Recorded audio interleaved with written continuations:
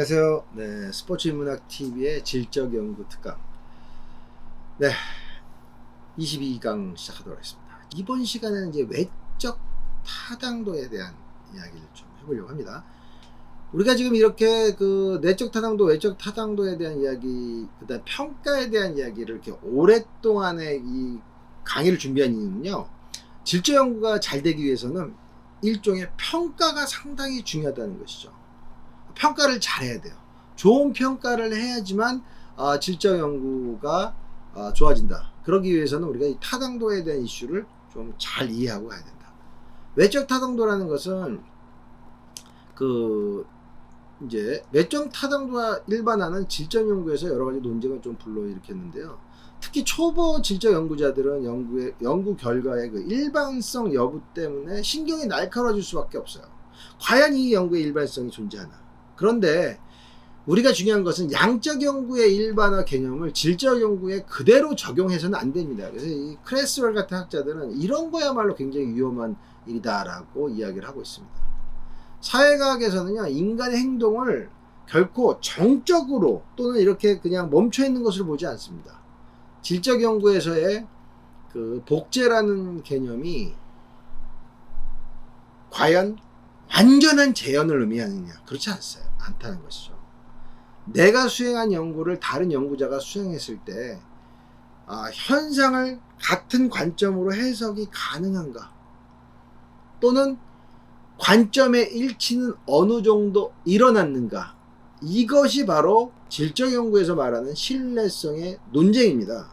그래서 제가 수행한 연구가 다른 연구자가 했을 때도 똑같은 결과를 얻을 수 있는가?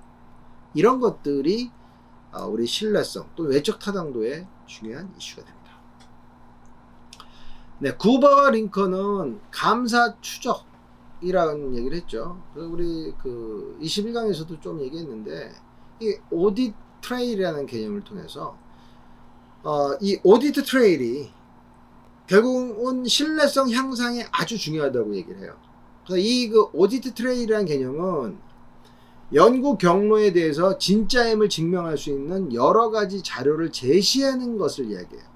연구자가 어떠한 경로로 자료를 수집하고 그리고 분석했는지에 대해서 명확하게 제시할 수 있다면 그 다음에 다음번에 똑같은 이 연구 주제를 수행하더라도 동일한 과정을 통하여 진행할 수 있다는 것을 증명할 수 있다면 내 연구의 신뢰성은 높아지는 것이죠. 외적 타당도는 높아져요.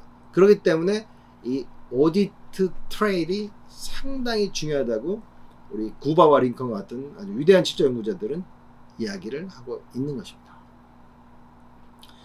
감사 추적이라는 것. 대인은 연구자는 어떻게 그 결과에 도달했는지를 좀 설명을 했는데요. 이게 연구자가 그 결과에 도달하기 위해서 명확하게 이러한 내용을 제시할 수 있으면 그 연구의 신뢰성은 높아진다라고 이제 이야기를 해요. 그러니까 질적 연구에서 감사 추적은 어떻게 자료가 수집되었고, 그 다음에 어떻게 범주화가 일어나게 되고, 어떻게 분석에서의 자료가 정리되었는지, 또는 의사결정이 어떻게 이루어졌는지에 대한 정밀한 묘사를 의미하는 것입니다. 감사 추적 정도가 높아지기 위해서는 연구자가 연구 노트를 반드시 작성해야 됩니다. 연구 노트가 상당히 중요해요. 우리 외적 타당도를 위해서는 중요한 것이 연구자의 연구 노트, 우리식으로 얘기하면 반성일치. 이것이 상당히 중요하고, 연구 메모를 꼼꼼히 정리하는 것이 바로 연구자의 의사결정 과정을 잘 표시할 수 있는 방법입니다. 그래서 오늘은 저는 이런 얘기를 좀 하고 싶어요. 우리 질적 연구의 완성도를 높이기 위해서 필요한 것은 바로 연구자의 반성일지다. 네, 지금 여러분들이 보고 계신 이 슬라이드는 이제 고야의 아주 위대한 화가죠. 고야의 옷을 입은 마하라는 작품입니다. 고야는 스페인의 아주 유명한 화가였고요. 이 마하, 여기 나오는 그 여인 마하는 알바 공작의 부인이라는 이런 설도 굉장히 유력합니다. 좀 외설적이긴 한데요. 알바 공작 부인은 이 그림, 이렇게 두 가지를 이제 붙여 걸었다고 해요. 그래서 저는 지금 이렇게 말씀드리는 게 무슨 그 선정성이나 뭐 그림 상당히 좀 약간 그렇게 볼 수도 있지만, 저는 이거를 얘기하고 싶은 거예요. 같은 분이라도 옷을 입고 있는 우리 그 알바 공작 부인과 그 다음에 옷을 이렇게 벗고 있는, 그래서 연구의 일관성이나 적용성은 이렇게 그림을 그려도 본질의 변화가 없는, 본질의 변화가 있어서는 안 되는, 본질은 뭐죠? 마하라는 또는 알바 공작 부인이라는 그 부분은 본질이에요. 그러다 우리가 그림, 첫 번째 그림 보면 그 첫 번째 그림은 지금 보시는 첫 번째 그림은 옷을 입고 계셨고, 그 다음 그림은 이제 옷을 벗고서 그렸어요. 근데 중요한 본질은 같은 분이다라는 거예요. 제가 같은 본질의 중요성을 얘기하다 보니까 이렇게 고야 화가의 이 그림 두 편을 좀 가져와 봤습니다. 아주 위대한 화가의 멋진 그림이었고요. 우리 질적 연구 잘하기 위해서는 이렇게 좀 예술 작품과 친해지는 것도 상당히 중요합니다. 그래서 질적 연구를 잘하기 위해서 질적 연구자의 덕목 중에 하나는 바로 또 글쓰기거든요. 그렇죠? 그래서 이제 질적 연구자가 갖춰야 될 중요한 덕목 중에 하나는 설득적인 글쓰기입니다. 설득적인 글쓰기. 아무리 좋은 자료를 수집하고 분석했다고 해도 이것을 글로 연결하지 못하면 아무것도 안 되는 무용지물에 그치고 맙니다.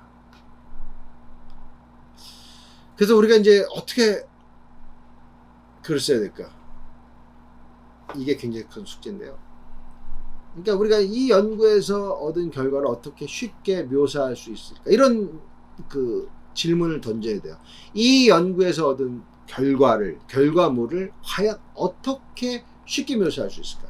어떻게 깊게 묘사할 수 있을까? 질적 연구에서 쉽다는 것은 한편으로는 더 진짜 깊게 얘기했다는 거예요. 현상을 이해하기 쉽게 한다는 거. 쉬운 글이라는 개념은 아니에요. 다른 연구와 차별적인 글쓰기는 과연 가능할 것인가? 저는 차별의 방점이 있다고 봅니다. 독자들에게 쉽게 전달한 방법은 또 없는가? 이런 것들에 대한 자기 질문이 상당히 좋은 글을 만들게 합니다. 글을 쓸 때 저는 뭐 많이 얘기합니다. 이렇게 좀 썼으면 좋겠어요. 마인드 매핑을 해라. 지금 보고 있는 이 그림 마인드 매핑에 대한 슬라이드인데요. 두 장의 A4를 좀 잘 체크를 해요. 연구 설계했을 때 분명히 마인드맵 제가 하라고 그랬죠. 마인드맵이 있고요. 두 번째는 연구 결과를 하면서 분석 틀에 대한 마인드맵을 또 만듭니다. 이 두 가지를 자꾸 비교해 가면서 여러분들이 분석하시면 아주 좋은 질적 연구 마무리 글쓰기를 할 수가 있다고 보여집니다. 그래서 우리가 그 글을 쓸 때 원칙이 몇 가지가 있습니다. 첫 번째 원칙은 연구 결과들을 정리해 나갈 때 결과 사이의 유관성을 잘 설명하면서 글을 써야 됩니다. 유관성을 생각하면서 글을 써라. 두 번째는 최대한 서술한 후에 빼내는 작업을 한다. 저는 글쓰기에서 제일 중요한 게 오히려 빼내는 작업이라고 생각합니다. 그래서 연구 결과를 처음 기술할 때는 분량에 신경 쓰지 않고 무조건 써요. 우리 봉준호 감독이 세계적인 감독이 되는 그러한 것들은 그분이 디테일에 있다는 거죠. 제가 그런 얘기죠. 악마는 디테일에 있다. 이분이 너무 디테일해서 뭐 진짜 봉테일이라는 별명을 갖고 계시다 그러죠. 그런 그 놀라운 그 디테일. 그게 어디 나오냐? 최대한 묘사하고 빼는 작업이에요. 세 번째는 결과를 이어서 하나의 스토리텔링을 만들고 서술해 나가는 것이 상당히 중요합니다. 우리 스토리텔링이 뭘까요? 이런 예가 있습니다. 경영과 미술의 만남. 1855년 그 2등급 와인으로 평가됐던 사또 무똥 로칠드는 끈질긴 노력 끝에 1973년에 1등급의 와인으로 승격하게 됩니다. 이 성공이 어떻게 됐느냐? 이 성공 뒤에는 매력적인 라벨을 붙이는 그러한 마케팅이 결정적 역할을 했습니다. 무똥은요, 매년 출시될 때마다 피카소, 달리, 샤갈, 칸딘스키 이런 세계적인 화가의 당대 유명 화가의 작품을 이 라벨로 썼어요. 그래가지고 많은 사람들이 올해는 또 어떤 작품이 라벨로 나오냐를 궁금해하다 보니까 이 궁금증, 이러한 스토리텔링을 전달하는 게 바로 무똥을 1등급 와인으로 만들게 되었다는 것입니다. 네, 그래서 위대한 소설가인 그 스티븐 킹이 이런 얘기를 했죠. 나는 하루에 10페이지씩 쓰는 것을 좋아한다.